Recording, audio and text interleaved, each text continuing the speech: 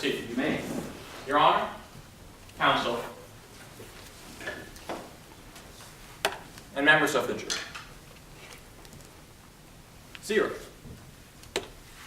That's the number of times the defendant gave Mr. Daly any indication that he may be suffering from a seizure disorder. 0. That's the number of times the defendant reported Mr. Daly or any other of his patients to the Department of Transportation. 0. That's the number of times the defendant conducted any sort of diagnostic testing on Mr. Daly. Mr. Daly described to the defendant how he was sitting on the couch. Next thing he knows, lying flat on the ground. Mr. Daly described to the defendant how he was standing in the shower, taking a shower. Next thing he knows, lying flat on the ground. The defendant knew that these symptoms were suggestive of a seizure disorder. He said so himself. The defendant also knew that Mr. Daly was driving to the doctor's visits and back again. The defendant knew that he was driving. And what did the defendant do? Nothing. He saw the signs, he knew the risks, and yet he did nothing. Now, even though the crux of this case comes down to the defendant's interactions with Mr. Daly, it is important to keep in mind exactly why we are here today.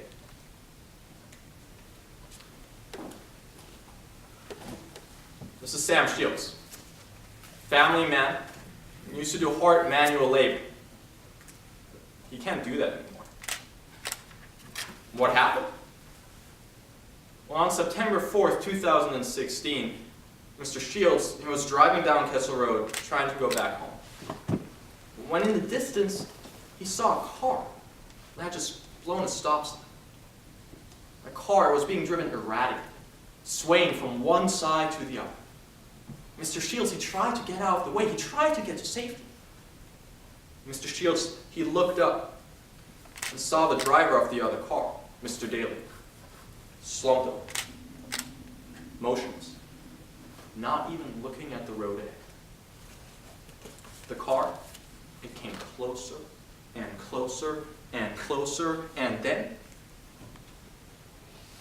Mr. Shields wakes up in the hospital. Mr. Daly had crashed into Mr. Shields. Why did this happen? Because the defendant let it happen.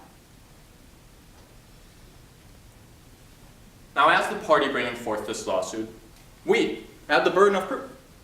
And we had to prove 2 elements by a preponderance of the evidence, simply meaning more likely than not.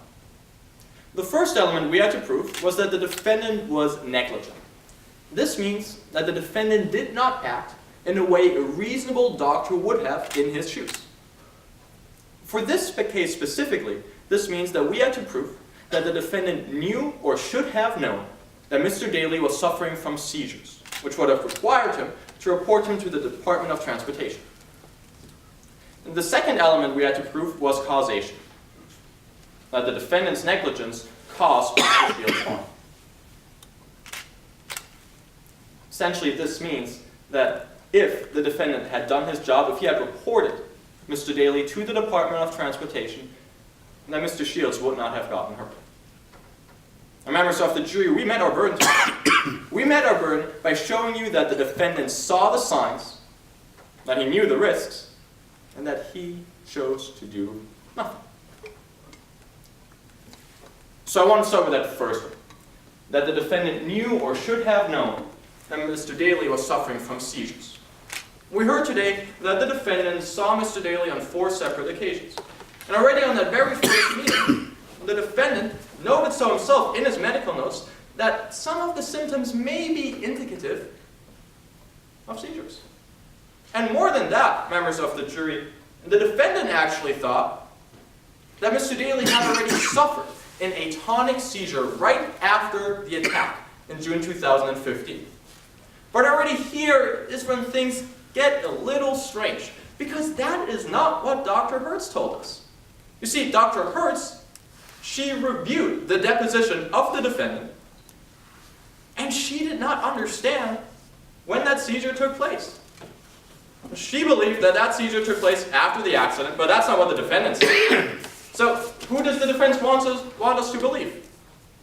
Their own client or their own paid expert? Because the two of them, they say different things.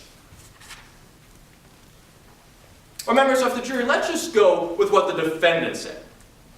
That Mr. Daly had already suffered an atonic seizure, and that at this meeting, there are symptoms of a potential seizure disorder.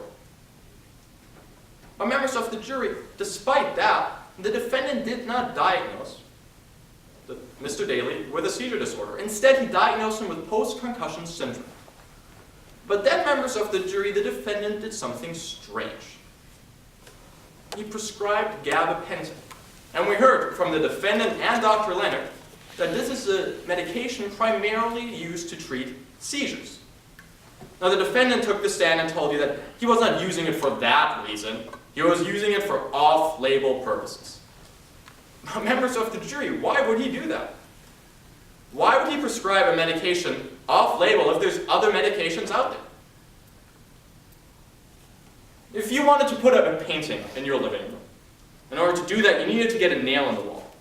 Let's say you have a hammer and a book lying in front of you. Sure, you could use the book. That's not what the book is designed to do, but if you hammer the book a few times onto the nail, the book will probably get the job done. But members of the jury, why not just use the hammer?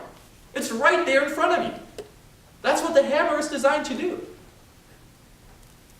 So why did the defendant choose to use the book and not the hammer?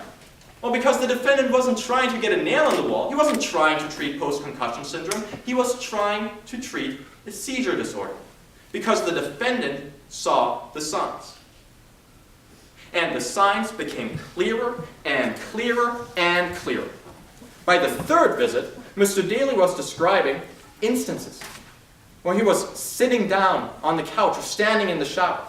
And all of a sudden, he would find himself lying on the floor, not remembering what had happened.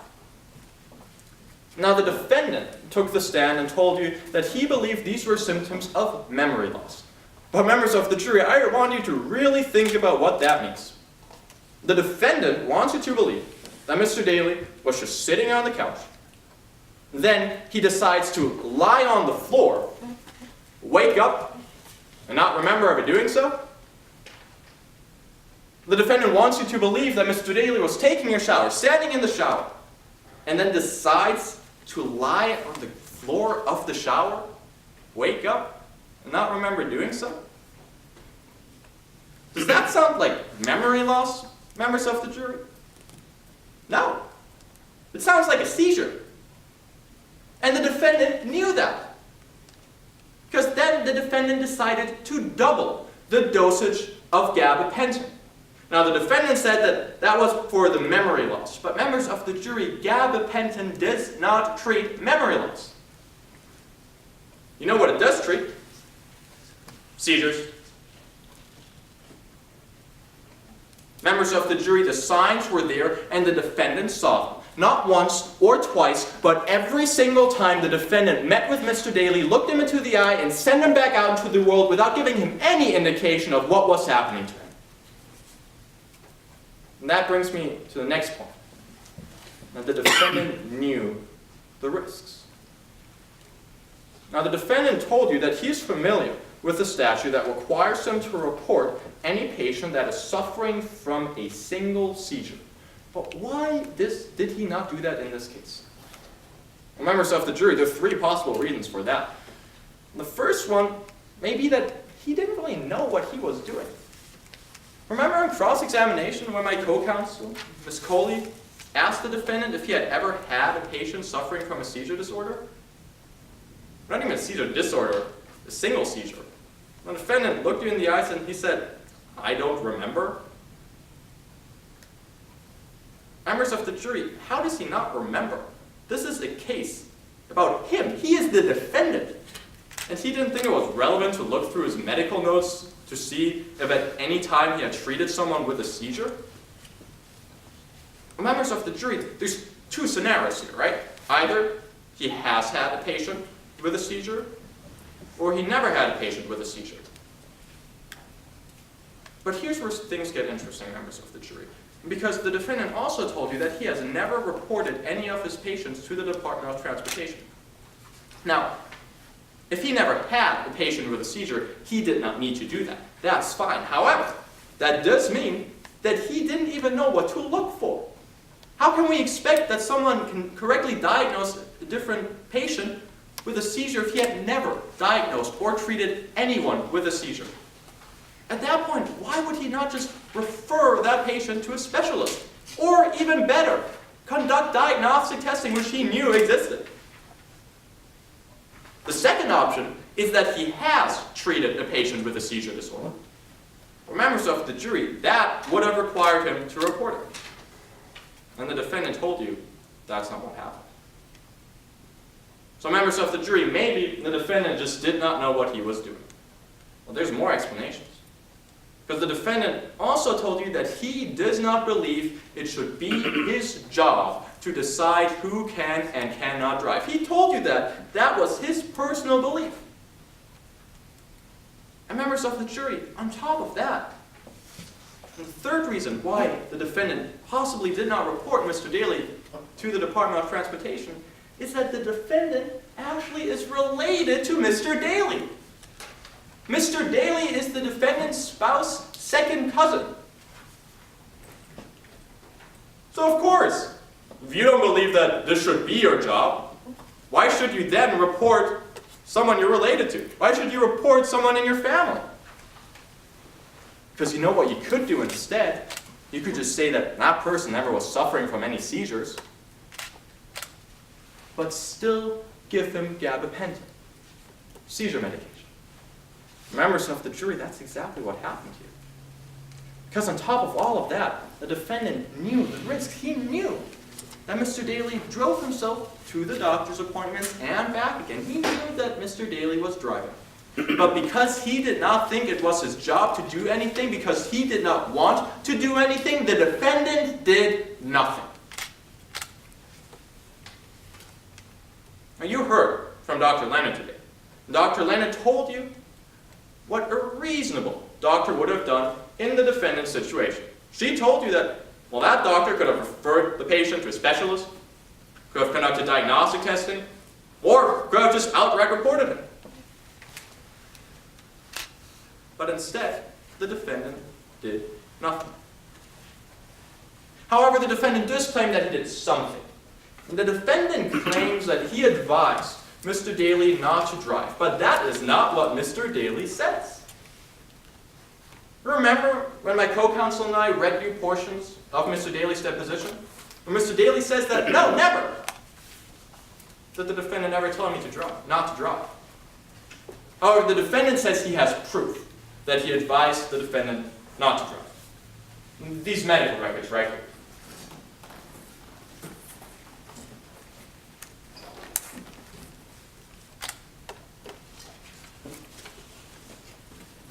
The defendant says that he advised Mr. Daly not to drive and noted so in these medical records. Right here, right here, right here. But something that seems off about that. Right? Because if you really take a closer look, you can see that the last sentence, it's not like all the other sentences. It's in a different font, different size. We're at no explanation as to why that may be. Well, members of the jury, ask yourself, what does it seem like? Doesn't it just seem like a defendant who didn't want to do his job and tried to cover up his tracks? Members of the jury, this is not reliable evidence. Look at it. The defendant told Mr. Daly not to drive just as many times as he reported him to the DMV and just as many times as he conducted any sort of diagnostic testing. 0. The defendant did nothing. Members of the jury, we proved that the defendant knew or should have known that Mr. Daly suffered from a seizure. And that brings me to the second element that we have to prove, causation. Now, throughout this trial, you heard that there's a statute here in Steelton which requires doctors to report patients that suffer from only a single seizure to the Department of Transportation. What you don't know yet is once that happens, that patient's driver's license is revoked for 6 months. Now, the patient can get that driver's license back, but only after undergoing extensive diagnostic testing. So this means that, sure, 6 months could have elapsed before the accident with Mr. Shields. However, in order for Mr. Daly to get his license back, he would have had to go to this extensive diagnostic testing. Members of the jury, we know that that diagnostic testing would have showed that he was still suffering from seizures. Because on the day of the accident, Mr. Shields told you, and Mr. Daly was slumped over the steering wheel. The defense's own expert, Dr. Hertz, told you that she believed that the patient was suffering from an atonic seizure there. So members of the jury, he would not have gotten his license back. And we also read you portions of Mr. Daly's deposition, where Mr. Daly says that without a license, he would not have driven. So this is what it means for this case. If the defendant had done his job and reported Mr. Daly to the Department of Transportation, Mr. Daly's license would have been revoked. He would have tried to get it back after 6 months, but it wouldn't have happened because the extensive diagnostic testing, which the defendant never conducted, it would have shown that he was still suffering from seizures. And without a license, Mr. Daly would not have driven. So if the defendant had reported him to the Department of Transportation, this would not have happened. Members of the jury, we met our burden today. We proved that the defendant knew or should have known that Mr. Daly was suffering from seizures, and that the defendant's negligence, his failure to report Mr. Daly to the Department of Transportation, caused Mr. Shields' injuries. Now, doctors, they're not just ordinary people. It's like you and me. No, they're responsible for our health. That means that they have to adhere to a higher standard. And because they bear that responsibility, doctors like the defendant cannot take chances. But that's not what happened here.